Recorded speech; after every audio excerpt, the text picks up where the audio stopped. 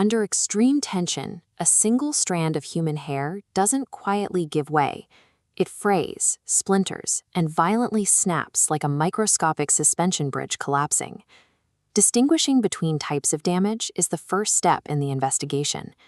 Hair loss occurs at the root, where the entire strand falls from the scalp. Hair breakage, however, is a mechanical failure of the hair shaft itself. We often treat our hair as if it were inert fabric.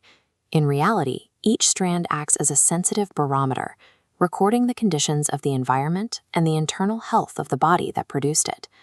Stopping this cycle requires a two-part analysis. We must examine the mechanical forces crushing the hair from the outside and the biological failures weakening it from the inside. The outer layer of the hair shaft is the first line of defense, but daily styling routines immediately put these strands on the defensive. Damage often begins in the shower. Shampoos formulated with high pH levels increase the physical friction between individual hair fibers, stripping away moisture and leaving the shaft brittle. Mechanical stress adds further trauma. Brushing hair while it's wet stretches the fibers past their elastic limit. When combined with the high tension of tight braids or extensions, the resulting strain can lead to traction alopecia. Heat and chemicals move the damage from the surface to the core. Perms, relaxers, and hot tools degrade the hair's protein structure, causing internal geometric bonds to fracture under the load. Environmental factors compound these structural failures. Chlorine in pools binds to these fractured proteins, actively draining moisture from the center of the shaft and accelerating dehydration. This sustained trauma results in a clinical condition called trichorrhexis nodosa. The weakened shaft loses its structural integrity and begins to fracture repeatedly, often breaking off very close to the scalp. Healthy hair cannot survive a routine that systematically destroys its external armor. Eventually, the mechanical and chemical stress will win. To find the source of the strength, we have to look beneath the scalp. In the bloodstream, a biological assembly line is constantly forging the next generation of hair. This assembly line requires specific raw materials. To build a resilient shaft, the body needs a consistent supply of biotin, iron, niacin, and zinc.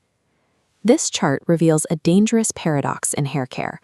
While growth rises steadily with adequate nutrients, it drops sharply once you cross into oversupplementation.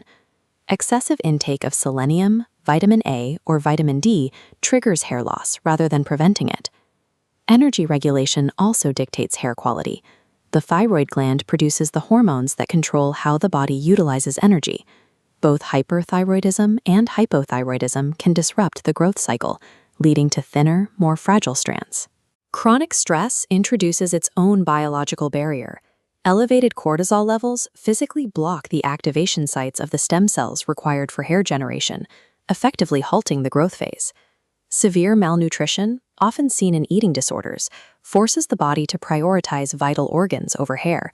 The assembly line shuts down, causing massive shedding and inherent weakness in the fibers. In rare cases, the weakness is genetic. Trichothiodystrophy prevents them producing strengthening proteins. Under a microscope, the strand displays these distinct light and dark bands, mimicking the pattern of a tiger's tail. If the follicle is deprived of materials or suppressed by stress hormones, the hair is doomed to fail before it ever reaches the surface. Reversing this damage requires a synchronized approach, overhauling the external routine while stabilizing the internal environment. The external fixes focus on friction. Swapping to wide-tooth combs and soft hair ties reduces daily stress on the fibers, while air drying prevents the structural collapse caused by heat. Protection in the pool is a matter of fluid mechanics. By soaking your hair with clean water before swimming, you fill the strand's capacity, physically blocking the absorption of chlorinated water. Internally, a varied diet ensures you meet nutrient goals naturally. This provides the follicle with the necessary building blocks while removing the toxicity risks of blind supplementation. If external styling changes do not stop the snapping, it is time to consult a doctor.